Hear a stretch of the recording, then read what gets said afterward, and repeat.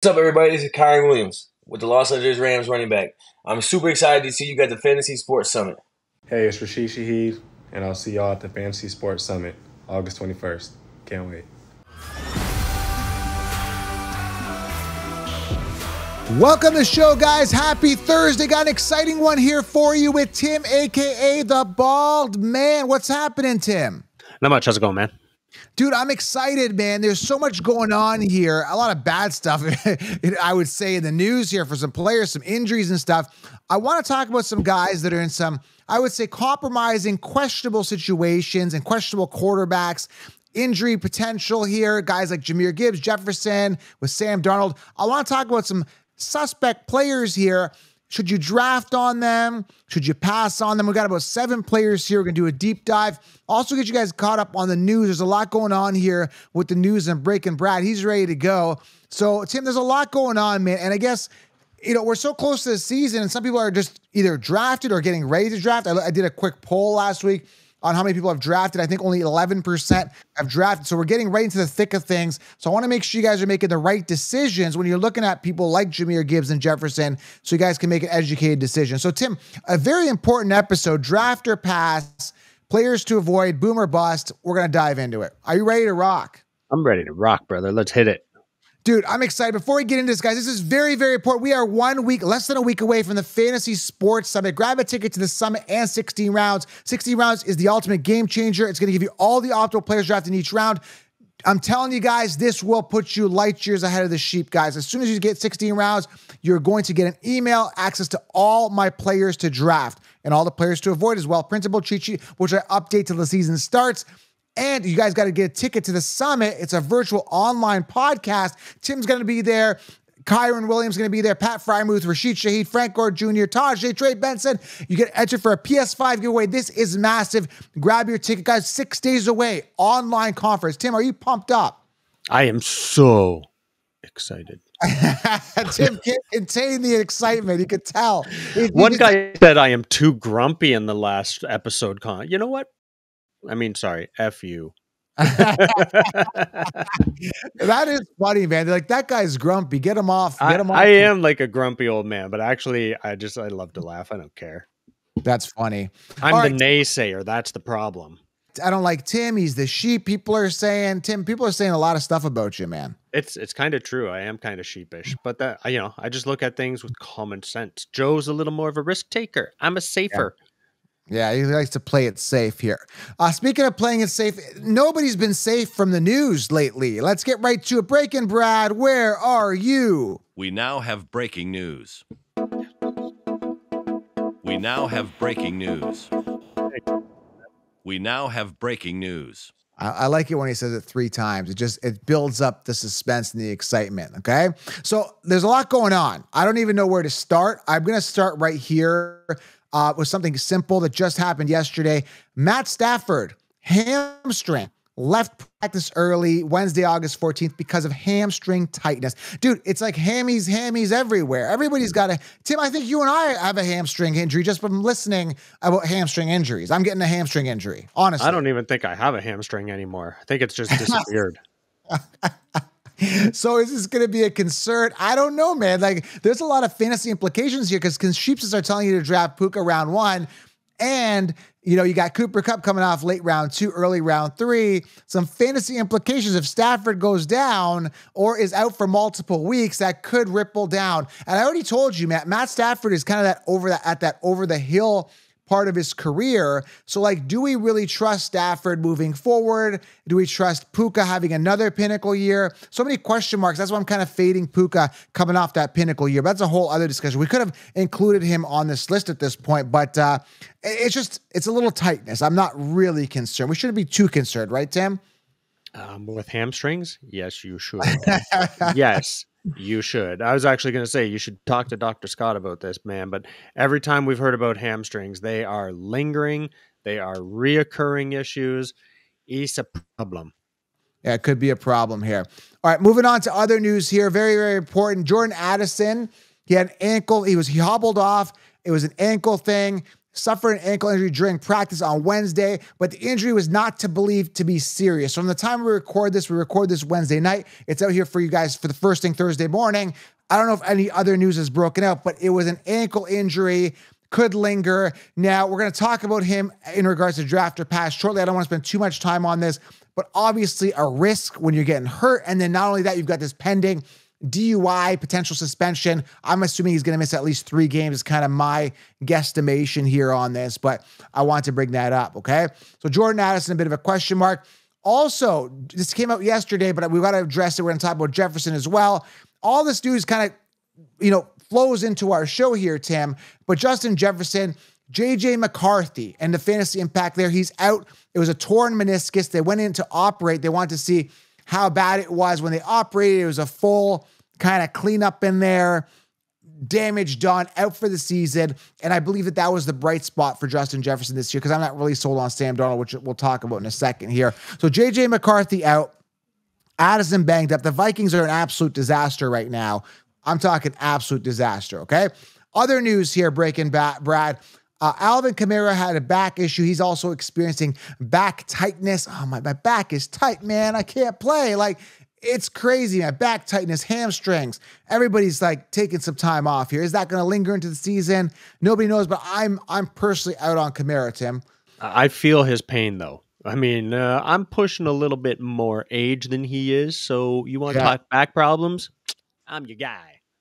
A couple other things here. Detroit Lions, Jahmyr Gibbs, his hamstring should be fine, according to head coach Dan Campbell. They want to take it easy with him during preseason, and he should be ready to go week 1. And man, oh man, he better be for that first round ADP draft capital. And we're going to talk about Jahmyr Gibbs as well. So we're covering David all that. Montgomery. Woo! Could be. Hopefully not, though. Hopefully Jahmyr Gibbs gets better. I'm not a Montgomery fan, okay? All right, so that's it for Breaking Brad. Breaking Brad, I mean, you're on a roll. What do you have to say for yourself after all of this negative news here coming out for fantasy football? We now have breaking news. It sounds like he does not care. All right, so let's get to the show, guys. Again, make sure you guys do grab 16 rounds and hit the thumbs up. Smash it, tap it, slap it. The energy's high. Fantasy football's back. Lion mentality. Grab the shirt, smash it, tap it, and grab a ticket to the summit, guys. We're ready to rock it here, okay? So let's get into it. The first guy here, draft or pass. We talked about him in the news. Again, a lot of these guys we talked about in the news, it's going to carry over into our topic here today. Justin Jefferson's our first guy here, Tim. He's got Sam Darnold at cornerback. I did do a post on this. A lot of people are still in on Jefferson. My thing was like McCarthy, maybe there's some upside there. Darnold, I looked at Darnold's stats here, Tim. I think you've looked at him as well. His best year was like, I don't know, was it 2021 or something? 2019. Well, wow, way back then. And that was 19 touchdowns and like, I don't have it in front of me, like 11. 13. Dude, here, let me take this, all right? I got you. Take the stats, 2019, man. 13 games. That's it. 13 games. By the way, that's the most he's ever played in a season. 273 of 441, 3,000 yards, 19 touchdowns, 13 interceptions.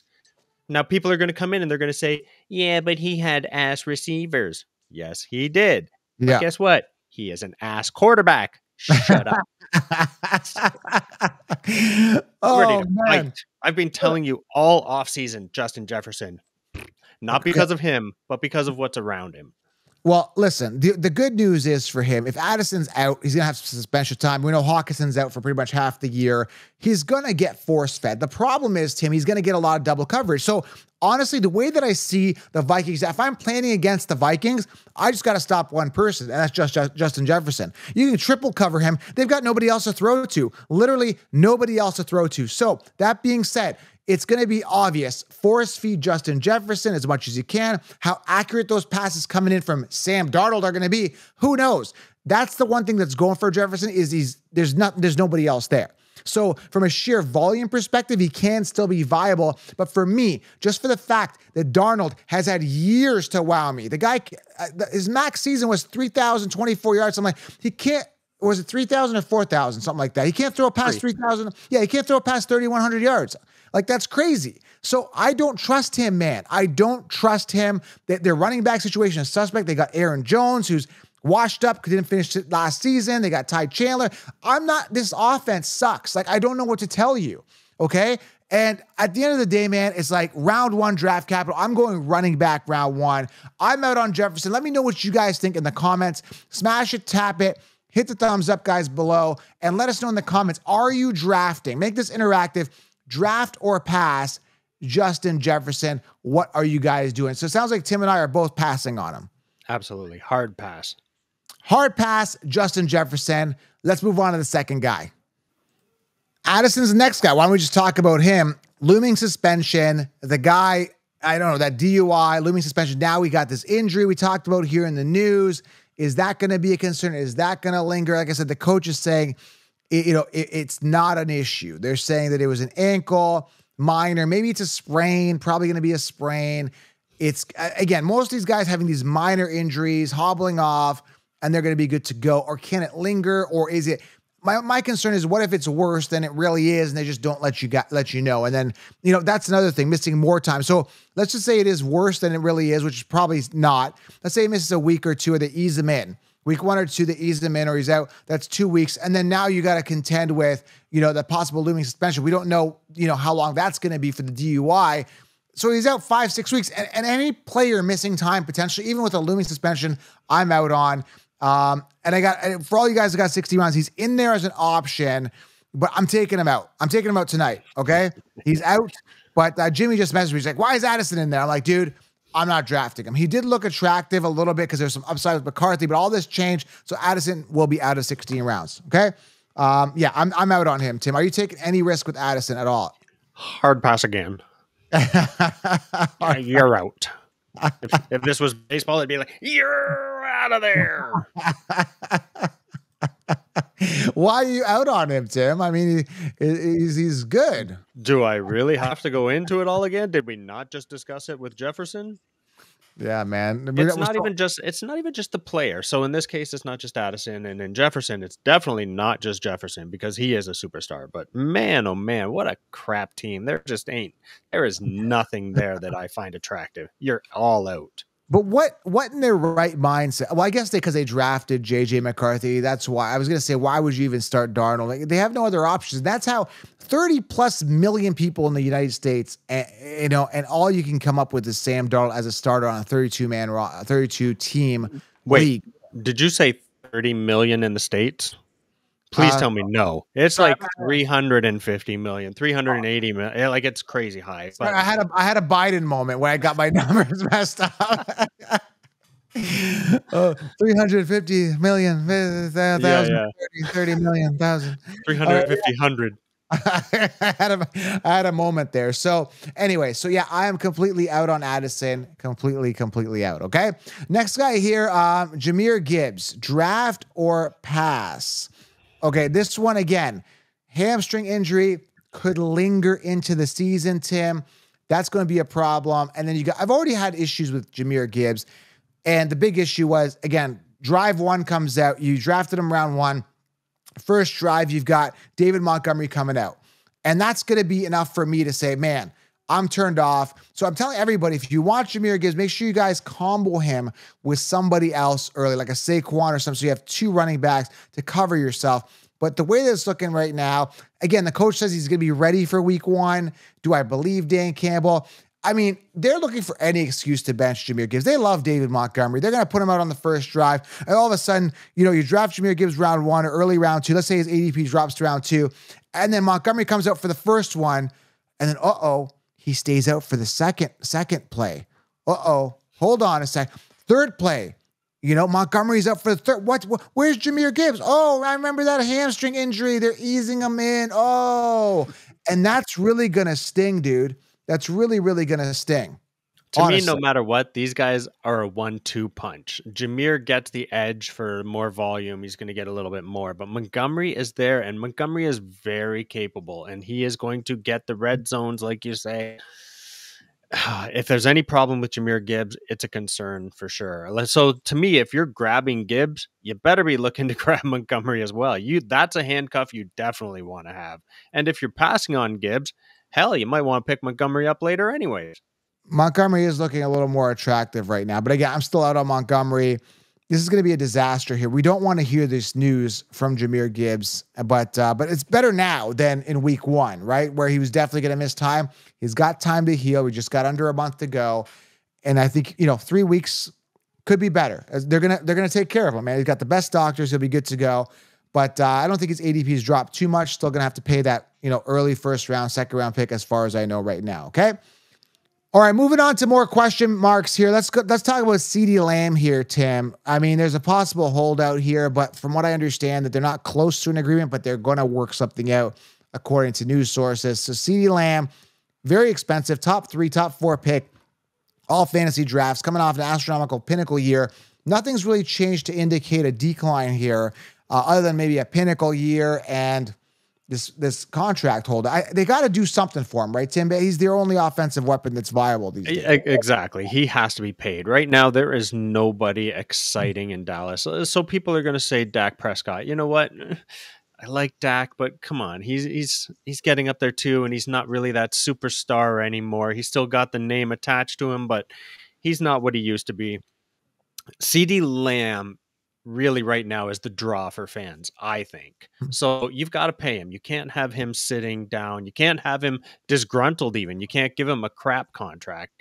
He wants to get paid. He deserves to get paid. And you say pinnacle year, but even 2022 was pretty good for him. So the last couple years have been good. Even if he drops 20, 30 points this year, that is still a very good year. So I am all in on CeeDee. Absolutely. Going back to Dak, people are going to argue with him. He had a good year last year, man. I don't think he's washed, and I think they were talking about making him one of the highest paid quarterbacks yet still. So they're still juicing that tank. So yeah, he's not garbage. Don't get me wrong. He's definitely not a Sam Darnold. But to me, your draw here is CeeDee Lamb. I think he's the best player for sure. CeeDee Lamb is. I think Jake Ferguson takes a boost this year. They still haven't gotten running back figured out. It's a disaster there, man. I think there was inkling and flirting going on that they might bring in Dalvin Cook. He's just bringing up these old, washed-up players. He's still a free agent, Dalvin Cook. He did nothing yet last year with the Jets. And I told the Jets not to draft him. I was like, dude, you guys are stupid. You guys aren't very smart. Don't bring in Dalvin Cook. He was held to 67 attempts. They have Breece Hall. That was crazy, man. What a waste of money. And then these teams just throw away $8 million like it's nothing. $8 million, let's bring in this washed-up guy only to ride the bench. Another similar thing just happened with the Buffalo Bills. I think it was Chase Claypool, right? They sign him, and on their post, I'm like, you guys are wasting money. He's a bench warmer, and he's out for the season. Claypool, who's done nothing his entire career, is now out for the season. I don't know. I don't even care why he's out. He wasn't going to get any playtime anyway. The Buffalo Bills, why would you do that? Like, and I know Jim and I were talking about this. He's like, yeah, it's depth piece, blah, blah, blah, blah. But they're just sucky players, I don't know. Some players get way more playing time than they should. It's crazy. All right, next guy here, Brandon Ayuk. I mean, from what I heard yesterday, it sounds like they were going to go to the Steelers. They had a deal in place, but then he came out and actually, because usually he was like going to training camp, just walking in like street clothes. He was geared up, ready to go. Sounds like he's going to stay. What I think happened, I don't think he's that good of a receiver. I think he's an average, just slightly above par receiver. Apparently, he got shopped around. I think the Browns looked at him, Washington looked at him. Everyone he declined a bunch of deals. Patriots wanted to offer him $32 million a year. I don't know for how many years. I don't know if the guaranteed money was an issue, but apparently it looks like he might settle in with the 49ers still. So I'm going to pass on him completely. He's a diva, drama. You got Debo there. You got George Kittle. You got McCaffrey. It's just too much dilution there, Tim, right? Like I don't see, and he's coming off third round, which is crazy.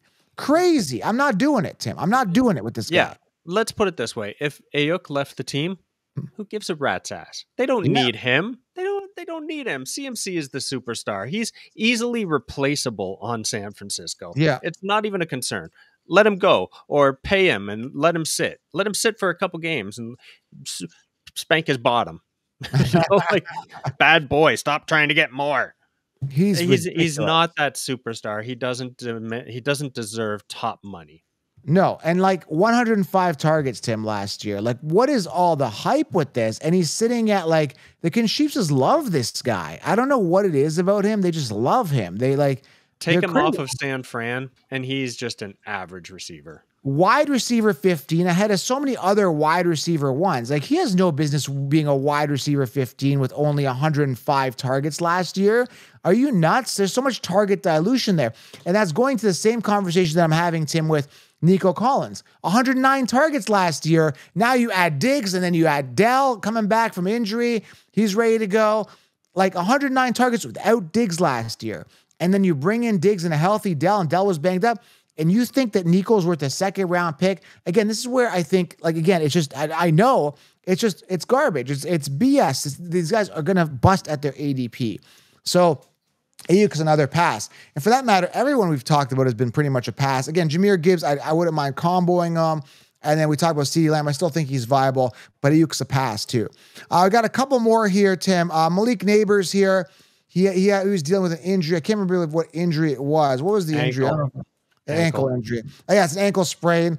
I think he's going to be good to go. He's going to be solid. It wasn't as bad as we thought, which is really good. And stud wide receiver. But again, we got the Daniel Jones issue again. Quarterback, right? Exactly. That's what I was going to say. And the one good thing is here, Malik is young. So he's got that healthy body, normally recuperate a little faster. So yeah, that doesn't concern me. What concerns me is Daniel Jones. Yeah. So are you guys going to draft or pass on Malik Neighbors, third round ADP, solid player, tons of upside, and his Instagram name? Do you know what it is, Tim? No. You can't guard Malik. Can't guard Malik. That's his name. Okay. So yeah, I'm gonna go ahead and draft him. I'm in on him. Where's our chime here? Where's our chime? I'm in on him. Oh, that's a lion roar. Lion. Yep. Okay. Breaking Bad. Are you? What? He's a pass for me, by the way. He's a pass. Oh, and what? All because of Daniel Jones. I've said it many times. These lousy quarterbacks, and you guys are thinking that rookie wide receivers are coming in to be top dogs. Come on. Tim, you know what we do to split the difference here? When I'm in on a guy and you're out, we take it to Breaking Brad. What do you think Breaking Brad's going to say? Let's see what he says on this. Ready? Breaking Brad, are you in or out? Draft or pass? Malik Neighbors. Let's hear what he says. Breaking Brad, what are your thoughts? We now have breaking news. The suspense was killing me. I was waiting. I was hoping he had my back, and I think he does. Let's hear it one more time. Breaking Bad. What was that? Malik in or out? I can't. Suspense. We now have breaking news. Damn you, Brad. You're driving me crazy. Well, you know what we need? One of our listeners to be a Brad translator is what we need. That's what we need. I think we need a Brad translator to kind of interpret this stuff. Someone that can tell his tone, although I don't even hear any change. All right, one more to go through, guys. One more player, draft or pass. Let's get to the next guy. Next guy we got here is James Cook, man. I'm definitely going to be passing on them. Let us know below. Again, a guy who's already struggling with fumbling issues, 2 touchdowns last year. The addition of Ray Davis, who got drafted, the signing of Frank Gore Jr. Fumbles. This is the last thing this guy should be doing. Not an amazing player. Not excited about him. Not excited about the situation. Not excited about the Josh Allen steals a lot of the goal line work. I'm out for him. And the problem with him is, Tim, very expensive, around 3 to 4 ADP. When I look at the Sheep rankings here, Tim, I'm going to pull it up in PPR. Are you sure about that? I thought he was much later. No. Look at him. He is actually sitting as running back 15, Tim. Running back 15. Jeez, no, that is way too steep. For the lack of touchdowns? No way. And then you bring in a beast in Ray Davis. So, like, he didn't have any competition last year. None. And then you bring in Ray Davis. That is look at him. Overall, 46 overall is ADP. I'm looking at RB 14, 15. Way too expensive. I mean, I like him. I know he's not going to get the touchdowns, but he's going to get yardage. He's on a great offense, but oh God, no way. Yeah, man, I'm totally out on him.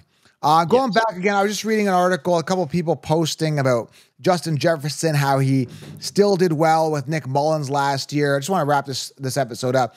Still, he got a bunch of target share, and he did well, averaging 22.1 fantasy points per game. Offense is running through him, blah, blah, blah. I get it. All I'm saying is I don't trust Sam Darnold. And we talked about this. I still think he's going to get volume. I'm not denying that. I just don't like Sam Darnold. I don't like this offense. I don't trust Sam Darnold. Also, not to mention, I'm going running back early, like I'm going running back, I'd rather have a running back in round 1 because that position is super scarce. I can get a ton of wide receiver ones with better quarterbacks throwing to him. And the final reason I don't trust Sam Darnold is that like, I don't know what to say. I just don't trust this guy, Tim. Oh, like, yeah. 100%. And I'm sorry, I'm trying to go back here so that I can look at stats and see what's up. Like Mullins didn't start every game, right? But he played the majority of them. Yeah, near the end, I looked at it. Like the stats were good. He had a couple big games, couple small games. Like mainly, he was doing good. Like I said, he's averaging 22.1 fantasy points per game. I don't know how many games, what the exact average. I don't have it in front of me. What is this? Yeah, just on average, 22.1 points per last season, fantasy points per game last season. That's it. Like, who cares? It's like, I don't care. Like, I don't care. I don't trust Sam Darnold. I'm out. I'm drafting a running back. That's it. I don't have to draft Justin Jefferson. Nobody's forcing me to draft him, and nobody should force you to draft him. I'm out on him. I don't care. I'm out. That's it. End of discussion.